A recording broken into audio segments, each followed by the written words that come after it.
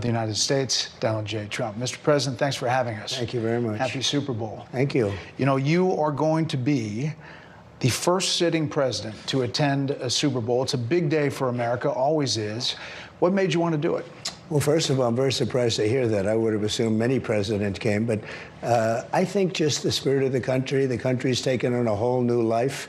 I thought it would be a good thing for the country to have the president be at the game. I mean, it's an iconic day. It's an iconic day. It's going to be a great game, two great teams, and let's see what happens.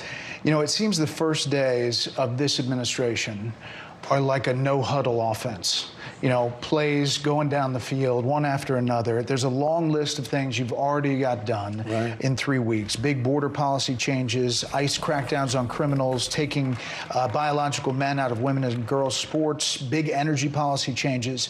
So what's different with you and your administration? The difference between the 45th president and the 47th president? Well, with the 45th, I had tremendous opposition, but I didn't know people, and I didn't have the kind of support that I needed. I put people in office, some really great ones, but I had some that I wouldn't have put. I would have, known better if it were a couple of years later, or if I had a little more experience in D.C. I was a New York person, not a D.C. person. And I had a lot of opposition. I just noticed, I looked on the stage for the recent inauguration, and I'm looking, it's like a who's who of Washington. Well, if you look on the stage for the first one, it was just the opposite. So some of your plays have raised some questions and had some pushbacks. 19 states' attorneys general filed a lawsuit, and early Saturday, a judge agreed with them to restrict Elon Musk and his government efficiency team, Doge, from accessing Treasury Department payment and data systems. They said there was a risk of irreparable harm.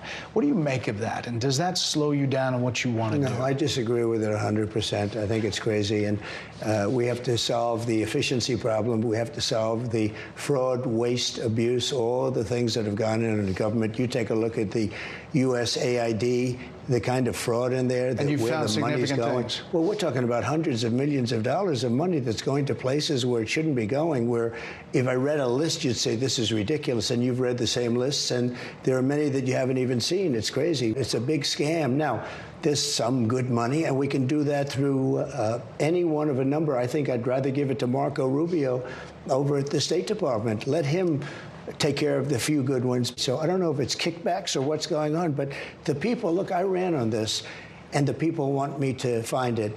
And I've had a great help with Elon Musk, who's been terrific. Bottom line, you say you trust him. Trust Elon? Oh, he's not gaining anything. In fact, I wonder how he can devote the time to it. He's so into it. But I told him do that. Then I'm going to tell him very soon, like maybe in 24 hours, to go check the Department of Education. He's going to find the same thing. Then I'm going to go to the military. Let's check the military. We're going to find billions, hundreds of billions of dollars of fraud and abuse. But I campaigned on this, Bret. You announced tariffs on Canada and Mexico. You immediately got action from both of them on border security and drug interdiction. I did. A lot of action that nobody expected. Is that good enough? No, it's not good enough. So more needed in 30 days. Something has to happen. It's not sustainable. And I'm changing it. You know, the Prime Minister said this weekend to a group of Canadian businessmen, he was at a private meeting, he said that your wish for Canada to be the 51st state is a, quote, real thing. Is it a real thing? Yeah, it is. I think Canada would be much better off being a 51st state because we lose $200 billion a year with Canada, and I'm not going to let that happen. It's too much. Why are we paying $200 billion a year, essentially in subsidy to Canada? Now, if they're a 51st state, I don't mind doing it. You said the tariff is a beautiful word. There are some signs in the markets, consumer confidence, that they're a little jittery. So if all goes to plan, when do you think families will be able to feel prices going down, groceries, energy, or are you kind of saying to them, hang on, inflation may get worse until it gets better? No, I think we're going to become a rich... Look, we're not that rich right now. We owe $36 trillion. That's because we let all these nations take advantage of us. Same thing, like $200 billion with Canada. We owe $300. We have a deficit with Mexico of $350 billion. I'm not going to do that. I'm not going to let that happen. Sports has always been something that Americans rally around to come together. They really do.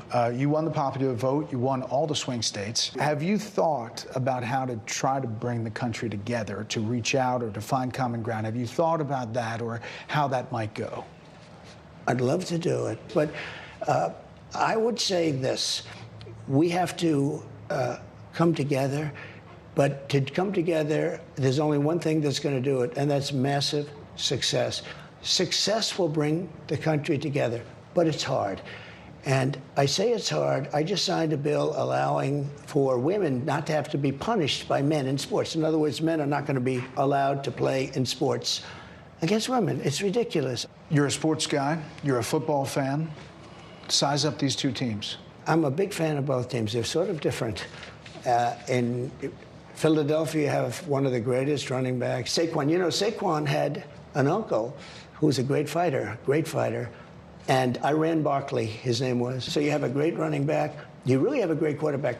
The other team, the quarterback really knows how to win. He is a great, great quarterback. So game prediction?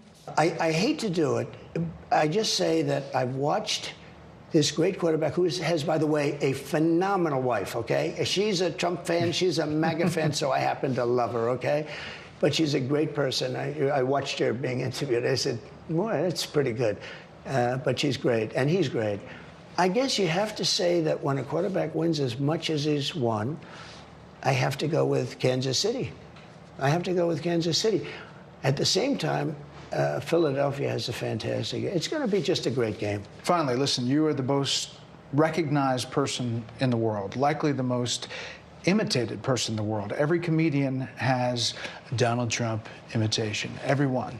But now you have UFC fighters winning fights, NFL players doing the Trump dance. Yeah. Did you ever think that was going to be a thing? No, I didn't. I mean, we do these rallies. They've always been great, but they got really great. And it's just, I don't know what it is. I try and walk off sometimes without dancing, and I can't. I have to dance because it's just got something special about it.